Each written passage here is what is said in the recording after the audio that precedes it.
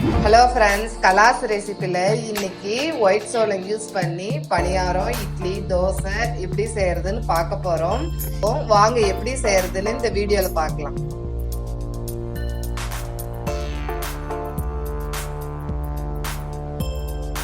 இதுதாங்க வெள்ளை சோளம். 2 கிளாஸ் சோளம் எடுத்து ஊற போட்டுக்கோங்க. இதை நல்லா கழுவிட்டு ஊற போட்டுருங்க.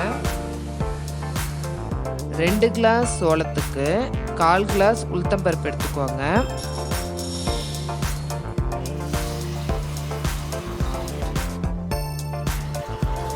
இது 4 மணி நேரம் ஊறட்டும்.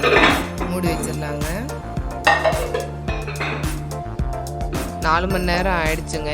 எப்படி ஊறி இருக்குன்னு பார்க்கலாம். பாருங்க, ஊறி நல்லா பெருசாக இருக்கு. இப்போ இதை கிரைண்டரில் போட்டு நல்லா நைஸாக அரைச்சி எடுத்துக்கலாம். சோளமும் உளுந்தும் ஒன்றா போட்டு அரைச்சாவே நல்லா வருங்க. மாவு ஹீட் ஆகாமல் இருந்தால் பணியாரம் நல்லா வருங்கிறதுக்காக கொஞ்சம் ஐஸ் கட்டி ஆட் பண்ணிக்கலாங்க. தண்ணிக்கு பதில் யூஸ் பண்ணிக்கோங்க. பாருங்க, மாவு அரைச்சிட்டோம். இதில் கொஞ்சம் உப்பு சேர்த்து பிசைஞ்சு வச்சுக்கோங்க. இது 8 hours அப்படியே இருக்கட்டும். கொஞ்சம் புளிச்சாதாங்க நல்லாயிருக்கும். 8 hours ஆயிடுச்சு. பாருங்க, மாவு நல்லா உப்பி வந்திருக்கு. இதை நீங்கள் மிக்சியில் அரைச்சிங்கன்னா மாவு உப்பி வராதுங்க. அதனால் நீங்கள் கிரைண்டர் யூஸ் பண்ணாதாங்க கரெக்டாக இருக்கும்.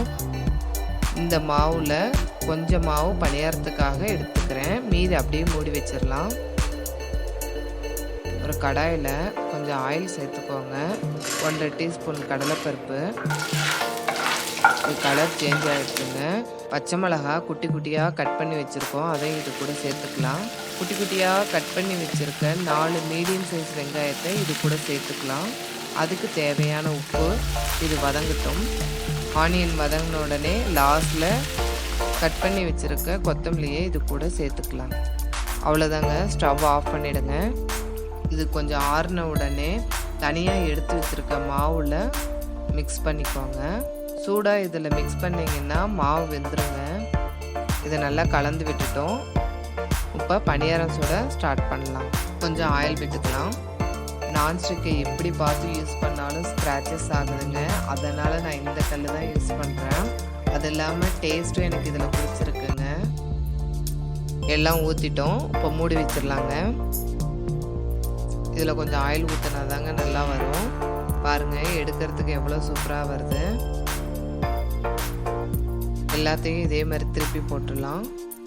2 சைடும் வெந்துருச்சுங்க. இப்போ எடுத்துடலாம். பாருங்கள், பார்க்கறதுக்கு எவ்வளோ நல்லா இருக்குது. நார்மல் இட்லி மாவில் செஞ்சு சாப்பிட்றதோட இதனோட டேஸ்ட்டு ரொம்ப நல்லா இருக்கும். இட்லியும் தோசையும் இந்த மாவில் எப்படி வருதுன்னு குயிக்காக பார்த்துடலாங்க. இந்த மாவு ரொம்ப புளிச்சா நல்லா இருக்காது. அதனால் 1 நாள் அல்லது 2 நாளைக்கு மட்டும் வச்சுக்கோங்க. இட்லி வேகிறதுக்குள்ள தோசை எப்படி வருதுன்னு பார்க்கலாங்க. பணியாரம், தோசை, இட்லி இந்த 3க்குமே தேங்காய் சட்னியும் கடலை சட்னியும் நல்லாயிருக்கும்.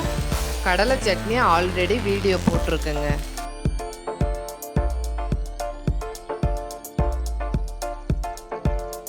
தோசை ரெடி ஆயிடுச்சு. இப்போ இட்லி எப்படி வந்திருக்குன்னு பார்க்கலாம் வாங்க.